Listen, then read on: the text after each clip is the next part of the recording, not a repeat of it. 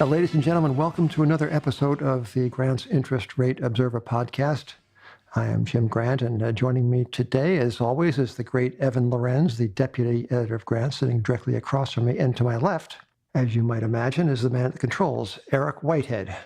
I don't know. Remember Sesame Street used to be brought to you by a letter of the alphabet, like the letter A. And I'm thinking that one episode, perhaps this one of the Grant's Interest Rate Observer podcast, ought to be brought to you by the word challenge, which word I cannot escape this word. Everywhere you look in the financial and business literature, there's this nagging euphemism called challenge. How about just like a big pile of trouble instead? Well, that's okay. That'll end that editorial. But the actual sponsor of today's podcast is Pitney Bowes, and you'll be hearing more about the excellent Pitney Bowes in a few minutes. But first, Evan, I would like to ask you about a new problem, a challenge that has surfaced thanks to one of our keen-eyed readers. This comes to us, this news item comes to us from the Nikkei, the Dow Jones of Japan. And the news item concerns the exposure of the Japanese banks to dollar funding when they don't actually, they don't naturally accumulate dollars through deposits, but yet they have upwards of $3 trillion or more in dollar assets. And how do you analyze the situation, Evan? Well, this is new for Japan. It's not new by history by any chance. If you look in the BIS's, the Bank of International Settlements, kind of the central bankers bank. Or the central bankers Swiss bank. The central bankers Swiss bank. In their annual report, they talk about how European banks found themselves in kind of a similar situation in kind of the mid-aughts. They ended up kind of binging on U.S. assets, especially U.S. structured credit, and they funded themselves in kind of the wholesale funding market. So basically funding long-term assets with short-term funding. And come the financial crisis, it turned out not necessarily to be the best thing. European banks, according to the BIS, at least have learned their lesson, have kind of pared back from this. Japanese banks who were unburnt in the Great Recession, at least from this part of the financial market, seem to have found a lot more to love in American fixed income markets than at home. And it's not hard to see why when the Japanese 10-year bond yields nothing and the U.S. 10-year yields 2% plus. But they built up quite a big exposure in the last 10 years. Well, what's the problem? The exposure is large, but then again, so is the capacity of a good, solvent, profit-making bank to fund itself, right? Yeah, except banks aren't that great at kind of generating outsized profits since the financial crisis. But there's a couple problems. One, if Japan runs into any domestic problems, and this has been kind of an issue with Japan for a long time, they have a very large international net investment position. When they run into a crisis at home that forces them to liquidate their international position to repatriate assets back at home, that drives up the yen and makes Japanese manufacturing less competitive. The other big issue is when you have this very large foreign currency asset sitting on the balance sheet of banks that's funded with shorter term financing. When they have to liquidate all at once, that they can end up liquidating at losses. So you have something that puts the financial system at risk and also puts Japanese manufacturing kind of not in the best place in the world. Well, the five biggest Japanese banks, I think you have just calculated, Evan, show dollar equivalent assets in the order of 8.6 trillion, which, to borrow from the middleweight champion Jake LaMotta, is a lot of money, even when you say it fast. So these assets are they're kind of suspended, right? They're suspended on the availability of dollar funding to hold them. And come the day when the dollar funding is unavailable or is unavailable at a reasonable cost, these assets might come on the market suddenly. And I guess the technical term is shake things up. Indeed. They'll have to pay whatever they can pay to fund these assets, which are often funded in markets like repo or euro dollars or whatever offshore dollar funding they can get. And their assets will fall in price that they all have to liquidate at the same time. A word now from Pitney Bowes, our sponsor of this Grant's podcast episode. It is brought to you specifically by SendPro. Did you know that compared to Stamps.com, SendPro has 3 times the features at 1/3 the price? True. Now you can print stamps at your computer and call it the Internet of Stamps. Or you could, if you were of a mind, continue to wait in line at the post office. Now, Pitney Bowes has no corporate stance on that question, but I suspect you do, and you probably wouldn't rather do that. As for the SendPro, there's no special equipment required. You can print paid shipping labels for U.S. Postal Service, UPS, and more. You can track your shipments from the same easy-to-use interface. You can save money, too. Pitney Bowes has negotiated special rates for SendPro users, with savings starting at 3 cents a stamp. Want to learn more, as I suspect you do, visit pb.com/grantspod to find out about an introductory offer that features 90 free days of SendPro, along with what the Pitney Bowes people call a free 10-pound scale, by which I think they actually mean a free scale that registers weights up to 10 pounds. Don't you think, Evan? Yeah, I don't think the scale weighs 10 pounds. So let me know when you receive your scale. And thank you, Pitney Bowes. You know, Evan, I was riding the subway downtown today. The Grant's offices, by the way, we should place ourselves in space, are situated at 2 Wall Street in Lower Manhattan, which is a long subway ride, even in the days when the subways worked. It is an especially long subway ride these days. And I was flipping through my emails, as one does in the train. I came across a message from our friend Bill Hobie, who was an observer of markets, a keen observer of markets out on the West Coast. And Bill called to my attention a new comment on the state of the world by what comes out of the Trust Company of the West, in particular Tad Ravel, Chief Investment Officer, Fixed Income, who oversees more than $160 billion in U.S. bonds and like assets.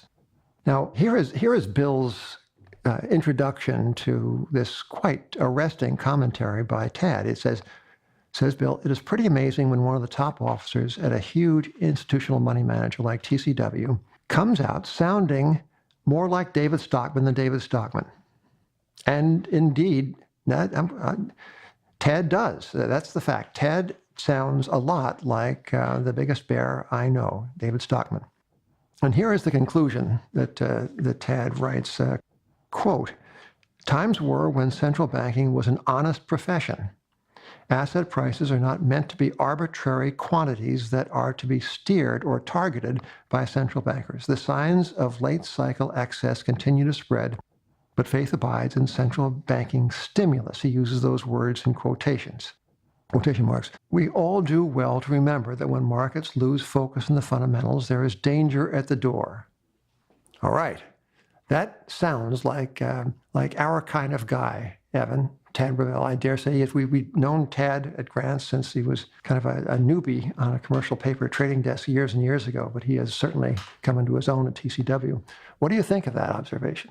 I think he's probably going to rest easier after Janet Yellen said that we're probably not going to have another financial crisis in our lifetime. So I guess that's just off the table. Yeah.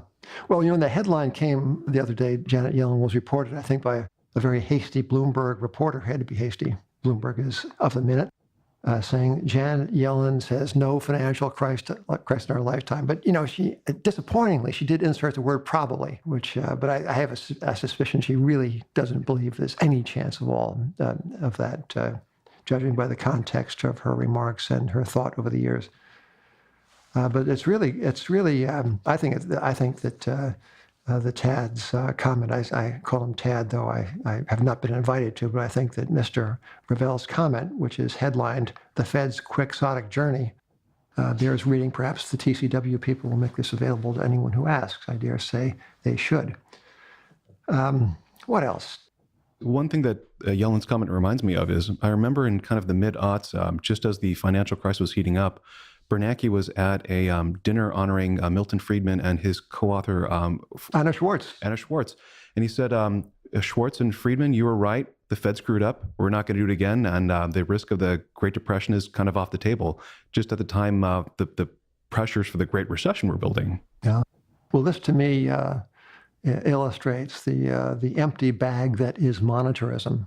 The work that Ben Bernanke, then a governor of the Fed, I think not yet the chairman, the work that Governor Bernanke was celebrating was this immense book called The Monetary History of the United States, Monetary History of the United States by Anna Friedman and Anna Schwartz and Milton Friedman. Milton Friedman being the senior author. And the book is invariably referred to as magisterial, or by which people mean It's really, really fat. This is one heck of a book to pick up. But the book begins, if memory serves, which it does sometimes. The book begins with an epigraph that I think goes something like this. Beware of the fallacy of after this, therefore because of this. I think that was rendered in Latin rather than the English, but that was the cautionary epigraph. But the book, in fact, I say, falls into this trap. It attributes to the supply of money all manner of financial events which may or may not have had something to do with M this or M that. And Mr. Bernanke, I think at the time, and perhaps later, was of the same cast of mind as were Friedman and Schwartz. He was a rather mechanistic fellow, in my opinion, is a former chairman. Bernanke inclined to ascribe things to models and the like, which, as satisfactory as they might be to the eye of the mathematician, fail to describe human action and certainly fail to anticipate it. So the gist of Governor Bernanke's remarks way back when, in the presence of Friedman and Schwartz, the gist of his remarks was that that now that the Fed knows that it must ease aggressively in the face of financial difficulties or economic difficulties, the way forward is clear. Is that so? I mean, I think it speaks, among other things, to a certain deficit in the knowledge of financial history. There was an episode in 1920 and 21 about to which some of us at this table at Grant's Interest Rate Observer are rather preoccupied. In fact, I'll confess I wrote the book, or a book about it, called The Forgotten Depression. And in this particular cyclical drama, the Fed not only didn't cut rates, not only didn't implement so-called stimulus, but actually raised its discount rate in the face of collapsing commodity prices and indeed of collapsing real activity. It did so because it was implementing the rules of the game of the gold standard.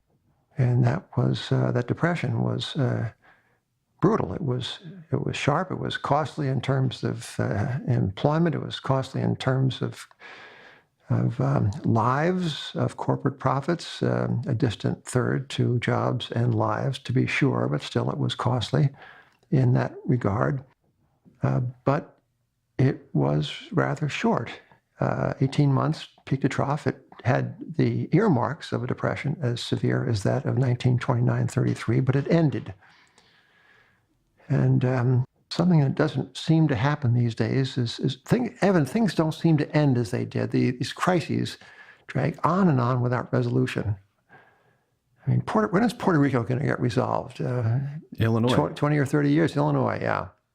To a degree, I would say the crisis of 2007, 8, and into 2009 has not been totally resolved. Witness the conduct of the Japanese banks. Witness the diagnosis that the aforequoted Tad Ravel gives in his most provocative piece from the trust company. It used to be Trust Company of the West, now TCW. Well, this I must say, I didn't mean it this way, but this particular episode of Grant's podcast has taken a slightly downcast turn. I personally am upbeat, but I do observe, I can't help but notice that we are coming across rather as Debbie Downers now. Is there nothing that is upbeat, or at least nothing funny we can talk about, Evan, before we wind this up? There is something funny in Kraft Heinz. Kraft Heinz is the consumer packaged goods roll-up that Grants has been following since March of 2016. Now, for those of you who don't read the newspaper and are aware, 3G, with the help of Buffett, bought Heinz in 2013. In 2015, Heinz, with 3G and Buffett, bought Kraft Foods. 3G is considered the most efficient manager of businesses, the best cost cutter, just the best operators. The street's projecting that this company can achieve higher EBITDA margins than any other consumer packaged good company in the history of the U.S., and they're ascribing a really lofty multiple on these projected savings. The only problem is the business is in kind of in decline, and it's in decline for a couple of reasons. One, consumers are changing what they're buying in the grocery store. It used to be they were happy to go to the center aisles and buy, canned goods and the processed cheese, the Kraft singles that Kraft Heinz makes its money on. Now they're shopping more on the periphery of the grocery store and buying organic, gluten-free, better for you. They're buying produce. They're buying the prepared foods that grocery stores make. And the other problem is in the last year or two, millennials became the biggest population cohort in the U.S., and this blasted generation just doesn't really care about brands very much. They're willing to try out new things.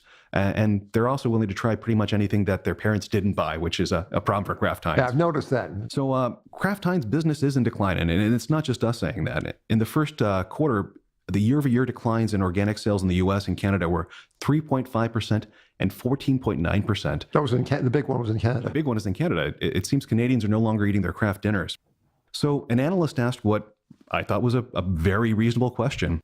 I think the perception is the cost savings are close to fully identified and the revenues are declining and there's deleveraging. And it sort of underscores this notion that maybe that the whole model is broken and not sustainable. So Bernardo's the CEO. Can you sort of talk to that? How do you respond to that sort of theory? And here's the CEO talking. Yes, look, I strongly disagree with that statement. And you can see it. Actually, our model's been working for many, many, many, many years, decades and so. Well, they've only owned the business since 2013. It can't be working for decades. So they have to be invoking kind of the longer 3G history. And that history is a little bit checkered. They ran the most successful investment bank in Brazil from 1991 through 1997. And in 1997, it blew up in pretty much the same way that MF Global blew up in the U.S., heavily involved in repo trades, had to unwind them at a loss. And the only issue is Corzine in the U.S., who ran MF Global, has a horrible reputation, and 3G has probably the best reputation in the world. How is Kraft Heinz value these days? Let's see. As of a few days ago, it was trading at like 33 times GAAP PE and like 27 times or so the adjusted kind. Well, it seems to me that Mr. Market has a little homework to do on that particular name. Hey, ladies and gentlemen, thank you for joining us. Evan, thank you for that. Eric, thanks for your confident work on the dials. And Pitney Bowes especially, thank you for bringing this episode of Grant's Interest Rate Observers podcast to you. Until the next time, from Grant's.